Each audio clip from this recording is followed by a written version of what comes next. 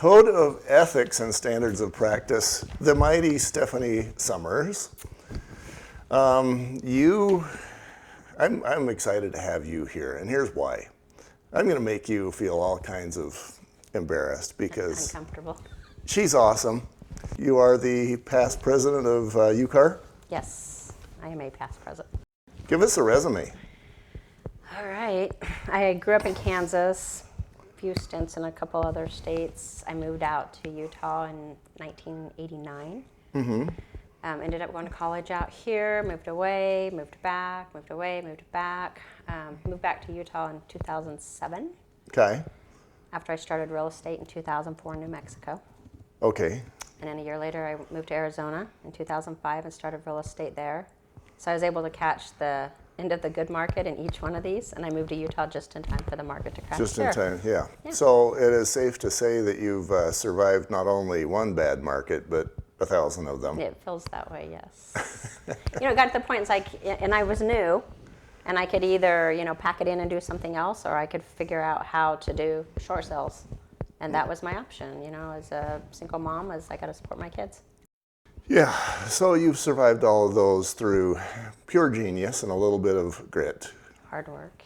Yes. Learning curve, definitely. And what made you decide that you wanted to run for that? First of all, somebody put my name in for the board of directors, my broker. And I said, sure, okay. And then Dean Crandall asked me to be the treasurer. And I didn't know that when they ask you to be the treasurer, like that morning I found out what that means is they want you to continue on the path, toward being president. So I had a few moments of almost hyperventilating, but I did do it. Why I decided to run is I got into real estate because I saw people who were unethical making a lot of money. And I thought if those people can get in there and make a good living and take advantage of people, and I had been taken advantage of on my first house, I wanted to be in that industry and help change it. And I felt like I had an opportunity to do this. And all the realtors that I have worked with in Utah on the board of directors have been amazing, ethical people. And I just wanted to continue that legacy. Yeah, and I've run into my share of unethical realtors too. Thankfully for me, I kind of get to choose who I work with, or maybe the opposite might be more true. Those who choose to work with me tend to be those who are more focused on their clients, from my point of view. I would agree with that, because there are inspectors that I highly recommend and ones that I don't. Right, and you quickly find out which inspectors are out for themselves. Yes. And I think the same is true of realtors. You quickly find out which realtors are in it for themselves. And those guys, as time goes on, I think, and the same is true for home inspectors and probably painters and lawyers and every other craft, that when you're in it for yourself, it becomes harder and harder and harder and more expensive to get the next client. Yeah. Because you got to fish from the pool of people who've never heard from you. That, and I think exactly, and it becomes a big show, and you're doing a constant reach, for the new people, and everybody wants to have new clients because that's how we do build our business. But having a referral-based business is phenomenal. You're like you're saying, it cuts your expenses, it cuts the work that you have to put into it, because people already know your reputation. Yeah, it's at the risk of sounding like I'm bragging, which I do all the time anyway.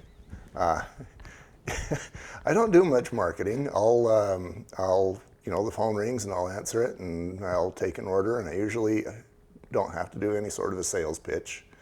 Just talk to people and they make an order, and boy, that's a lot nicer than having to yank out my sales pitch every time and try to be priced less than the next guy. That's just not fun. Yes.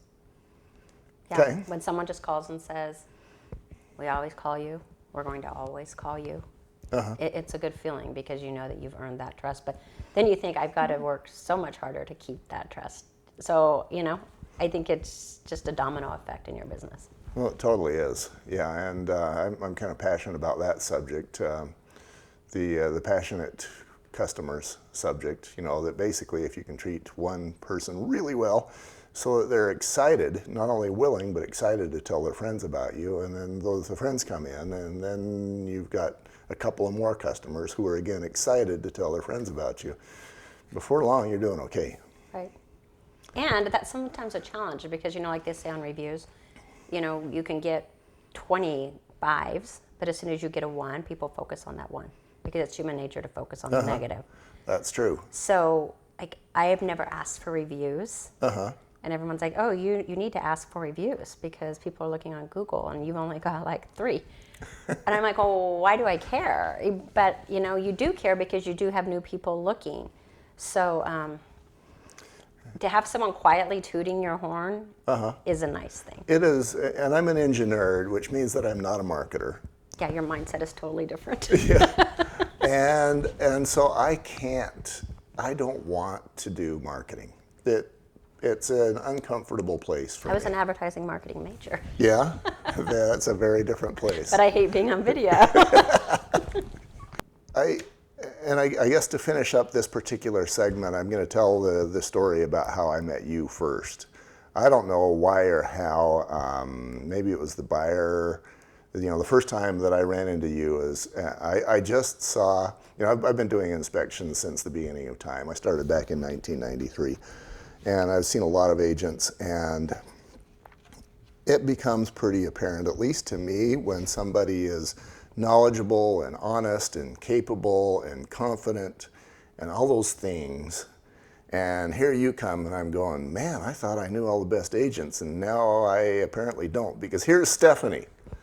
So yeah, I did an unusual thing. I asked you to work with me. Usually it's the other way around, but anyway, that is my introduction to you. So with that introduction, I guess we'll conclude this segment and get started on this code of ethics thing.